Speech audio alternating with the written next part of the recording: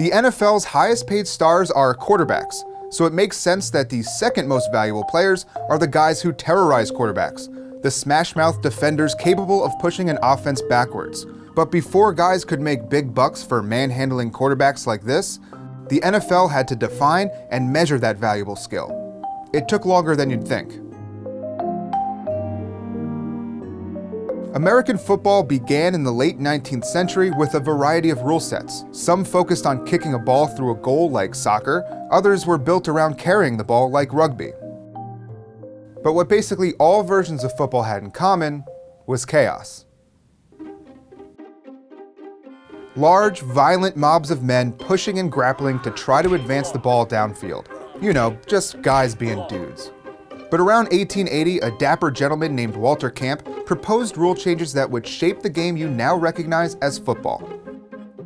Camp's version of the game organized the mobs on either side of an ever-changing line of scrimmage, a temporary barrier that neither team could cross until the play started. The play began when a player snapped the ball, first by kicking, but eventually with the hands, to a player designated as the quarterback. By 1920, the league that would eventually become the NFL was formed, and the game wasn't all that different from the one we're still watching a century later. It still hinged on the line. As soon as that line of scrimmage was drawn, defenses were concocting ways to bust through it and bury the guy with the ball. They called this dumping the quarterback. It made sense. You run up to the guy with the ball and you dump him on his ass.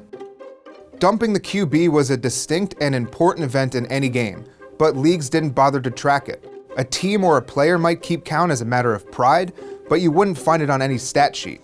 By the 60s, the NFL recorded instances of quarterbacks losing yardage, but not the player responsible for it. Before that would happen, the dump would need some PR. But first, a name change. There are a few potential origins for the term sack. It is, after all, a pretty obvious metaphor. Just like the Visigoths sacking Rome, linebackers topple the quarterback. But that's not what Washington coach George Allen meant when he used the term in the early 70s. According to assistant coach Marv Levy, Allen was game planning for Dallas Cowboys quarterback Craig Morton and vowed to take that Morton salt and pour him into a sack. Classic 70s smack.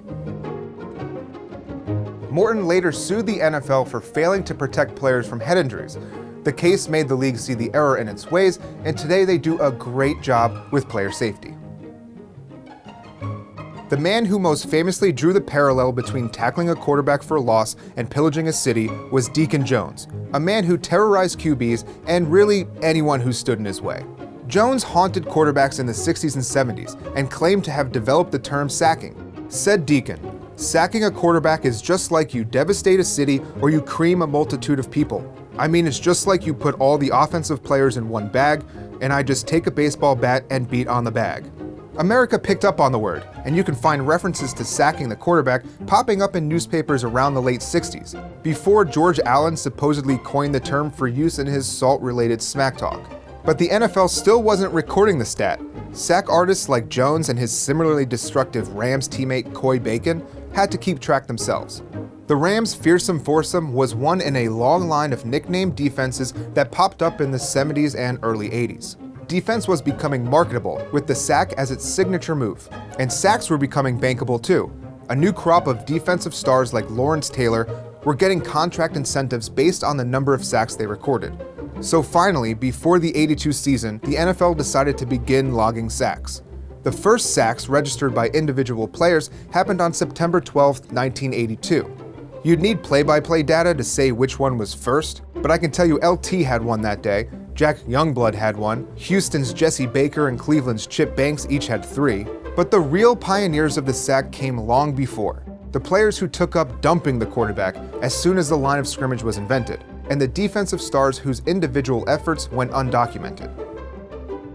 But technically, officially speaking, the guys who sacked quarterbacks on September 12, 1982 were the first ones to do it. So, there you go.